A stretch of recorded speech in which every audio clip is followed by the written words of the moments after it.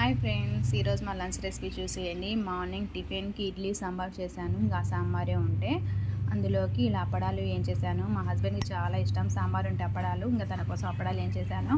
ఇంకా నేను గోంగూర నిల్వ పచ్చడి చేశాను కదా, ఇంకా అది వేసుకొని తింటున్నాను. ఇది నా ప్లేటు. ఇంకా మా హస్బెండ్ సాంబారు అప్పడాలతో తినేస్తున్నారు. ఇంకా రైసు.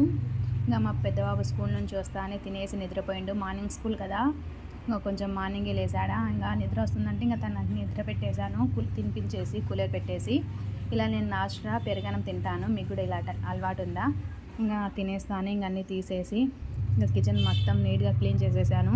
ఇంకా సామాన్లు అన్నీ సింకులు వేసేసాను. ఇంకా సామాన్లు కడగాలి. ఇంకా బట్టలు కూడా వేసాను, బెడ్షీట్స్. ఇంకా బట్టలు అవి కూడా ఉతికేయాలి. ఇంకా మార్నింగ్ తెచ్చుకున్న కూరగాయలలో కొత్తిమీర అవి కట్ చేయలేదు. ఇంకా అవి కూడా కట్ చేసేయాలి. ఇంకా మసాలా పడదామని తెల్లవాయలు అల్లం కూడా తెచ్చుకున్నాను కదా, ఇంకా అది రేపు చేస్తాను. ఇప్పటికి ఈ పని ఎక్కువ అయిపోతుంది నాకు.